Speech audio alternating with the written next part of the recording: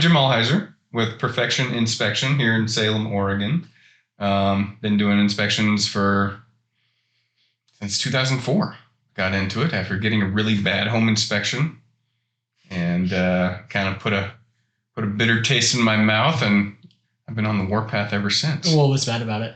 Oh, let's see. We moved in, and I was a carpenter, and I was a pretty handy guy. Well, before we moved in, so we closed on the place, and I got the inspection, and I followed him around, and he said, the guy said, don't show up at the inspection, just show up at the end. So I showed up at the inspection because I knew I was going to be buying houses, and I knew I wanted to see what this was all about. And here I was with my Home Buying for Dummies book, learning all about it.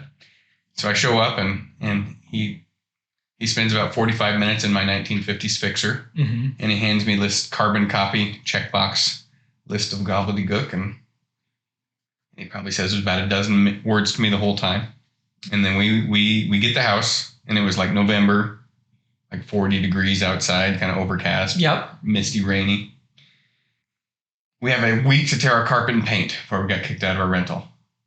And so I'm painting. I can't get the paint to dry. It's staying tacky on the wall. So I'm a carpenter. I'm good at roofing and siding and plumbing and, well, not plumbing. Roofing, siding, sheetrock, framing. I've done all that stuff. But not plumbing, not heating, not electrical. So what I know about heating systems is you turn the thermostat up and heat comes out. Turn on the AC, it gets cold. Right? Yep. If that doesn't happen, there's something wrong. You don't know how to fix it. I don't know. Yep. And so we called the warranty guy out, and the warranty guy says, well, yeah, your furnace isn't working, but here's how a warranty works. They cover stuff that fails while you live in the house. So you've been here for 2 hours. The warranty company's going to say it was already failed. Then you moved in, not their problem, which was the absolute truth, but it didn't help us out any. Right. Because we were broke kids and we just spent all our money on carpet and paint. So, but he was really nice. And he took the lid off the furnace and he said, do you see all this extra wires and plumbers and tape and duct tape and weird stuff going on in here? He said, that's because this stuff doesn't actually belong in this furnace. But the whole house was kind of a get her done. Sure. So they used plumber's tape to kind of shove a piece in there, and it sensed the pilot light to come up called a thermocoupler. And because it was plumber's tape, it wasn't the right bracket, it would fall out of place. It would kind of jiggle itself out of place. And so he said, shove it into the pilot light, and then it kicked on.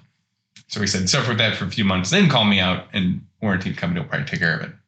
So he was super nice, saved our bacon. We had heat, got the paint to dry.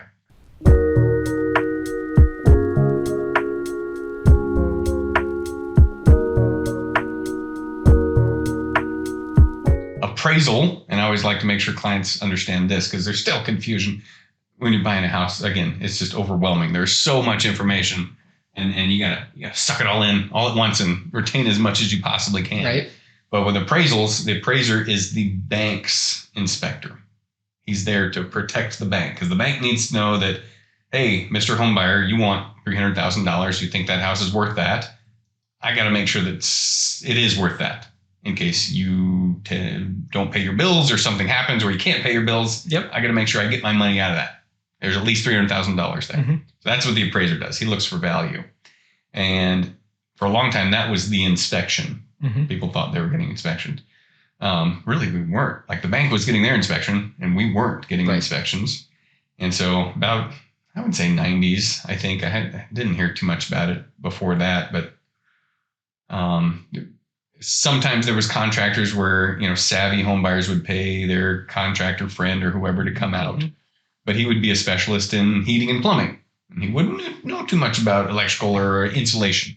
Sure. Or vice versa. Maybe he knew about roofing and plumbing, but he didn't know about this and that. So we realized around the 90s, it's like the bank doesn't care if the tub falls to the floor as long as it's worth $300,000 and you pay your bills. If those two things happen, the bank doesn't care if the tub falls to the floor. I care if the tub falls to the floor if I'm living there. That's important. Right.